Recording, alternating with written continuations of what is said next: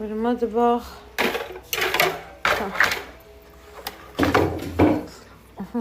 خلي هذا هنا. شايفين المطبخ الشباك محور.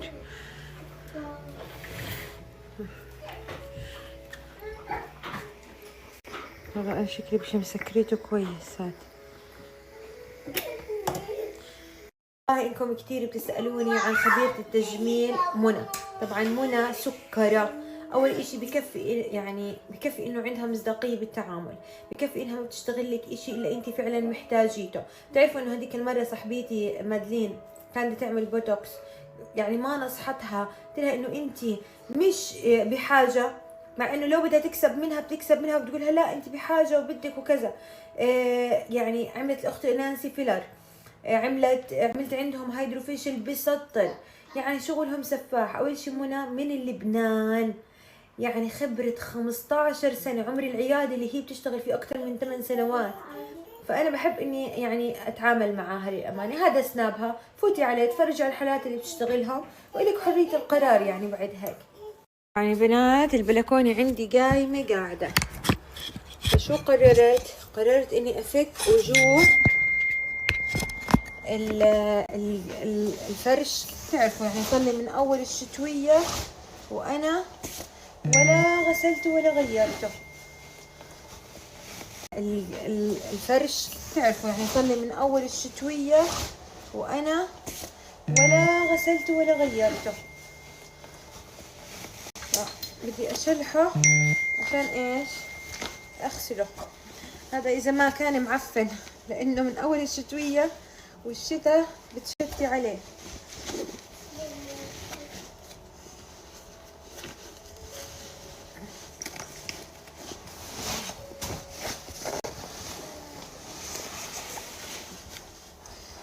هذا بنفكش عشان خيط من هون.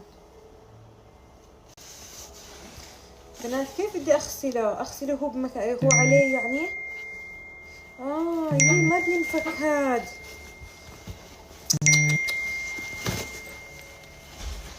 طب كيف بدي اغسله؟ معقول اغسله هو ملبس؟ شوفوا يا بنات، هذا مرة وقعت الفحمة هون وانحرق، يا خسارة. شو رأيكم؟ عشانه من هون محفور بالإسفنج راح يخرب إذا فكيته. تعرفوا خلص بدي أغسله وهو بمحله. شو رأيكم يا بنات؟ احكيلي.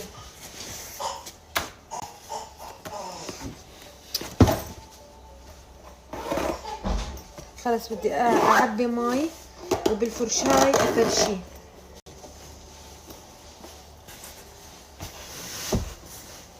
شوفوا يا بنات، من اول ما يعني حملت ولا رجيلة وتفاجأت انه في عندي هون اراجيل. كل فكري انه اعطيتهم لحماتي، كان عندي 4 اراجيل بحبهم، اعطيتهم لحماتي.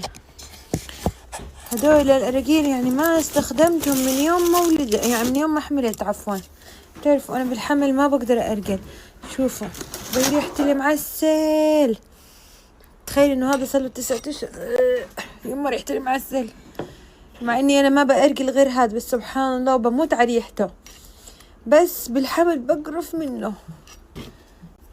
عندي اشياء رجيل.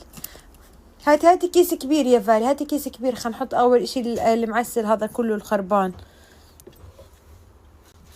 إله هذا يمكن قد صار لي حامل 8 شهور. فوه يما ريحة المعسل بتقرفني. خدي افتح، حطي هدول العلب اللي معسل، افتحي.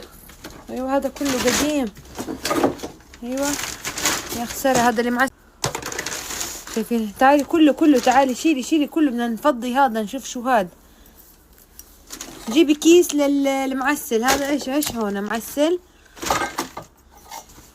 بعطيهم لحدا بأرجل من معارفنا، يا بيستخدموا يا بكبوا، يعني هو حر.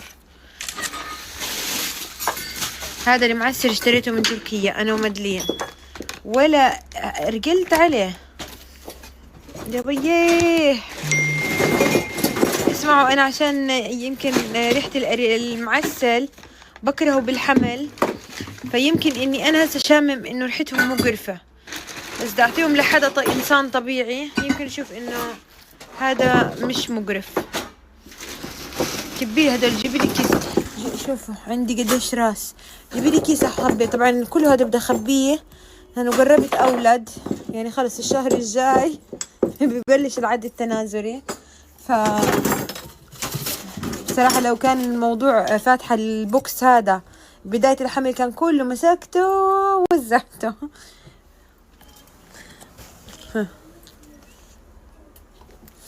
ده شوف قديش عندي معسل، والله هدول جبتهم معاي من مصر، العلب لسه مسكرة فاخر.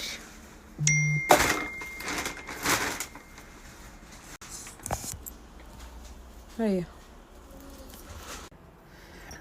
برجع برتب الدنيا هون. هدول الأشياء اللي بدي إياها الجديدة، حطيت كل الروس، الأراجيل، القصدير، الملاقط اللي أرتبهم هون. الأشياء اللي ما بدي إياهم، هذا مثلا لقيت الكب عندي 4 غازات أراجيل خربانات. وهون الأشياء صراحة اللي ما بدي إياها، المعسلات والهيكة، أعطيهم لحدا بعرفه بأرجل يستخدمهم ويشوف المناسب. طبعا يا بنات عشان هذا مش راضي ينفك لوجوه مخيطة زي التخييط، رح أليفهم زي هيك وأغسلهم بمكان. فضيت البوكسات هاي، شوفوا العفونة من الشتوية، بس عادي هسه بشفطه وبمسحه وبهويه، بعدين أوقفهم أهويهم. خليني أفك هدولا عشان إيش أغسلهم. هذا الشجر كله طلع متغبر، وهذا كله بدي أفوته لأنه خلص إحنا صراحة البلكونة ما بستغني عنها، حتى أولادي بيحبوا يقعدوا. سلطان كان يحب كتير يقعد هون، هي ما جربت بس أكيد رح يكون بحب كمان.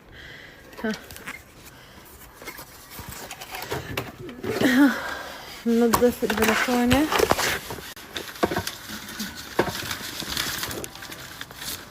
هاي الفوف لف.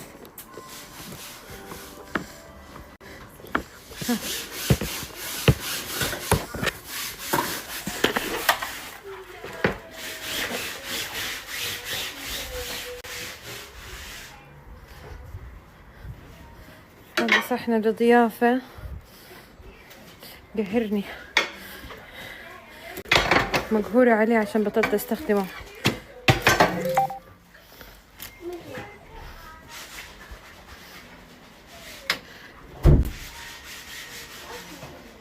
على فكرة كبيت الصحن تبع هذا، فكرته زبالة، كبيته هنا. إذا هنا صحن مدور ستيل، يلا هسه بطوله.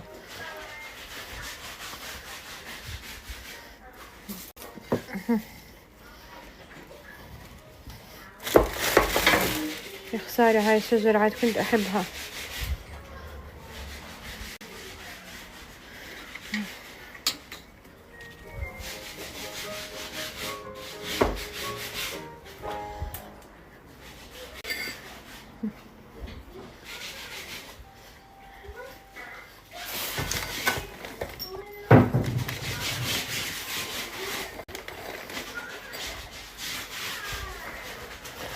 والله هاي التومة اليوم حطيتها هون، حسيت انها مرطبة عندي بالخزانة.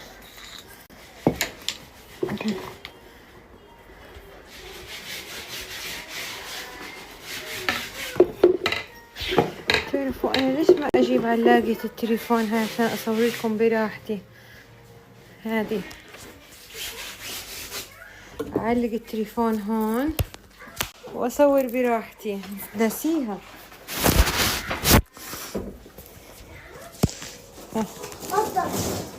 ولا راحت عن بالي. اصور لكم براحتي وانا بفضي وبعزل وبرتب.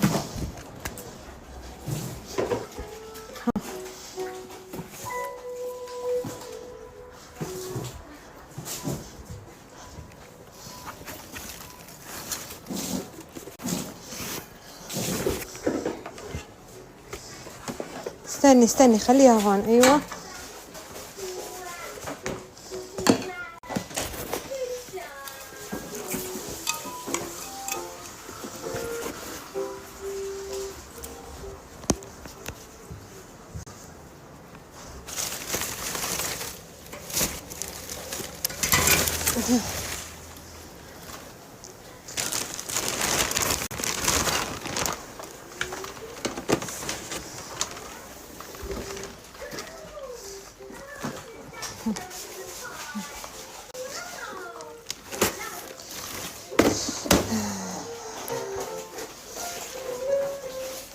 مزرعة هذا كله هسه بدي اظبطه. هذا على البلكونة، ولا هذا شكله بنحط بالغسالة، مش عارفة اذا بينحط ولا لا.